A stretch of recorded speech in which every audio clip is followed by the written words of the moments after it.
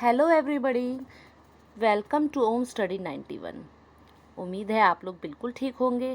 तो आज हम आपके लिए लेकर आए हैं आप ही की हिंदी की पुस्तक से पाठ 7 पढ़ना बहुत ज़रूरी है।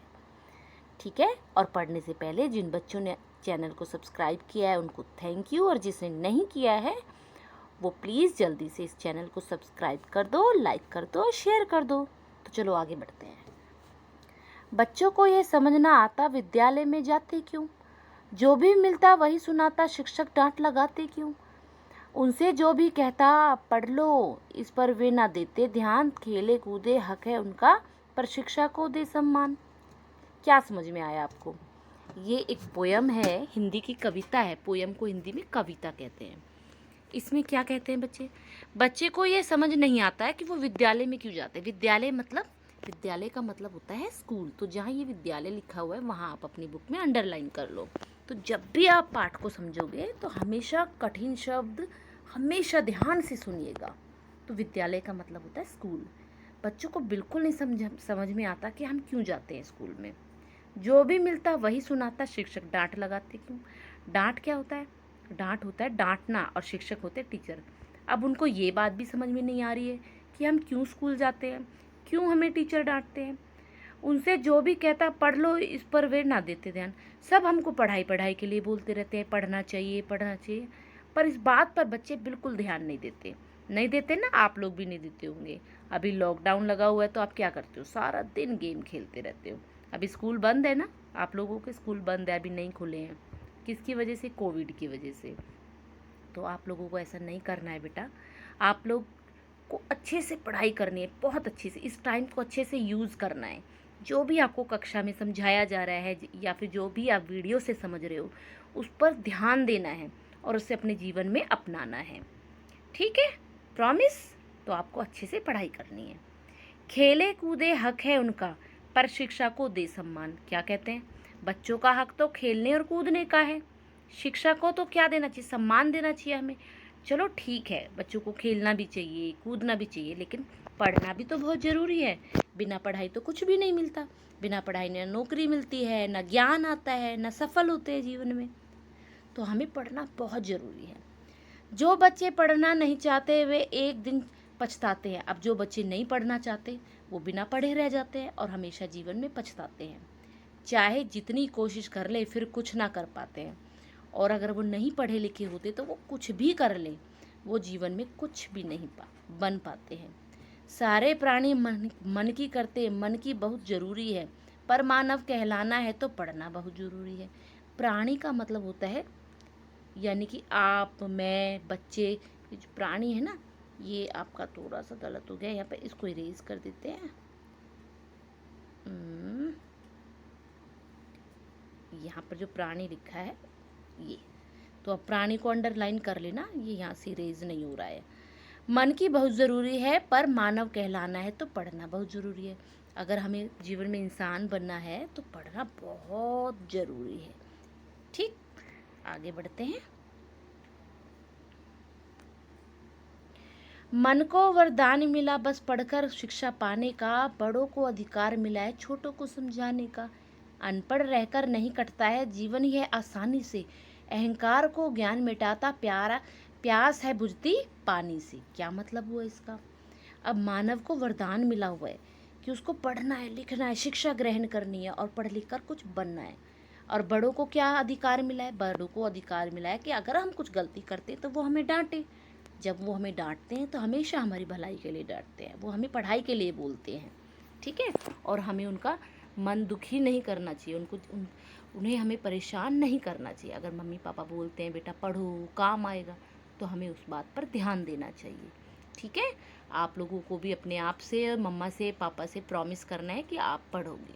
अगर आप इस पाठ को अच्छे से पढ़ लोगे तो ज़रूर आपके कक्षा में मार्क्स अच्छे आएंगे। तो जो भी आपको मैम पढ़ा रही है उसे अच्छे से समझना। और हाँ, इस वीडियो को देखने के बाद आपको एक और वीडियो मिलेगी इसी पाठ की। उसमें आपके बहुत अच्छे इम्पॉर्टेंट क्वेश्चंस होंगे, MCQ होंगे। उनको ध्यान से सुनना और आपको सारे वर्ड मीनिंग अच्छे से याद हो जाएंगे। प्रॉमिस, जो भी उसमें काम होगा आपको अच्छे से याद होगा, लेकिन आपको वो अच्छे से पूरा वीडियो सुनना होगा। आगे बढ़े। अनपढ़ रहकर नहीं कटता है जीवन ही है आसानी से, अहंकार को ज्ञान मिटाता प्यास है बुझती पानी से। क्या मतलब है? जब अनपढ़ रह जाते, अनपढ़ का क्या मतलब? तो अनपढ़ का मतलब होता है जो लोग पढ़े लिखे नहीं होते ना, उनको अनपढ़ कहते हैं। ना तो वो लिखे हुए को पढ़ सकते हैं, ना वो अच्छे से बोल पाते हैं, ना वो चीज़ों को समझ पाते हैं, तो उनका जीवन बड़ा मुश्किल हो जाता है, उनका जीवन आसानी से नहीं कट पाता है। अहंकार को ज्ञान मिटाता प्यास है बुझती पानी से, मतलब जो बच्चे पढ़ लिख के कुछ बन जाते हैं, उसके अंदर समझ आ जाती है, वो लोगों को समझने लगते हैं, सबकी रिस्पेक्ट करना सीख जाते हैं। उससे क्या है, अहंकार मिट जाता है, अज्ञानता मिट जाती है। मतलब जो बेवकूफ़ी भी अनपढ़ आदमी करता है, वो बेवकूफ़ी वो नहीं करते हैं। ठीक है। जैसे प्यास किससे बुझती है? पानी से बुझती है ना। दूध से कभी प्यास नहीं बुझती है ना, खेल से कभी प्यास नहीं बुझती, तो हमेशा प्यास पानी से बुझती है। तो ऐसे हमेशा हम अपने अज्ञान को ज्ञान से ही दूर कर सकते हैं। जगह जगह तुम क्या देखोगे, क्या है सात समंदर पार, धरती कितनी लंबी चौड़ी पढ़कर ही जाने संसार। पढ़ने से जो सीख है मिलती वह तो बहुत ज़रूरी है, इसलिए सब कहते रहते पढ़ना बहुत ज़रूरी है। क्या समझ में आया? तो इसका मतलब यह है कि जगह जगह तुम क्या देखोगे, सात समुंदर पार, धरती कितनी लंबी चौड़ी पढ़कर ही जाने संसार। जब हम पढ़ना जान जाते हैं तो हमें आजू बाजू के बारे में, आस पड़ोस के बारे में, देश के बारे में, विदेश के बारे में हमें पढ़ने को मिलता है, हम उसके बारे में जानते हैं। अगर आप नई कक्षा में जाओगे, नई स्कूल जाओगे, टीचर की बात को नहीं ध्यान से सुनोगे, तो आप समुंदर के बारे में कैसे जानोगे? आप कुतुब मीनार के बारे में कैसे जानोगे? आप लाल किले के बारे में कैसे जानोगे? पढ़ोगे लिखोगे तभी तो आप पढ़ोगे ना उन सब के बारे में। तो पढ़ना बहुत ज़रूरी है। ये पढ़ लिखने के बाद ही पता चलता है कि हमारी दुनिया कितनी बड़ी है, इस दुनिया में क्या क्या है। तो ये जो हम पढ़ लेते हैं, उसके बाद ही हमें पता चलता है। ठीक है। पढ़ने से जो सीख है मिलती वह तो बहुत ज़रूरी है। तो पढ़ने से हमें जो शिक्षा मिलती है, हमें जो नॉलेज मिलती है, वो हमारे लिए बहुत ज़रूरी होती है। वो नॉलेज से क्या होता है, हम कुछ भी कर सकते हैं। जैसे कि अगर हम पढ़ना लिखना जान गए तो हम अपने छोटे बहन भाइयों को पढ़ा सकते हैं। लेकिन अगर आप ही को पढ़ना लिखना नहीं आता तो आप अपने छोटे भाई बहन को कैसे पढ़ाओगे? बहुत मुश्किल हो जाएगा, है ना। तो पढ़ना बहुत ज़रूरी है। और छोटे बच्चे जो हैंड राइटिंग नहीं करते, वो प्लीज़ अपनी हैंड राइटिंग को इम्प्रूव करो, क्योंकि बड़े होकर कभी हैंड राइटिंग इम्प्रूव नहीं होती। तो पढ़ाई लिखाई के अंदर आपकी लिखाई भी आती है। ठीक है। पढ़ोगे और अच्छे से लिखोगे। ना पढ़ने से क्या खाते हम, समय यह बतलाता जी, पढ़ने से जितना पाते हम, गिना नहीं वह जाता जी। पढ़ने से वह सब मिलता है जो होता सुख का आधार, ज्ञान भी बढ़ता, मान भी बढ़ता, पढ़ने से मिलता है प्यार। क्या मतलब हुआ इसका?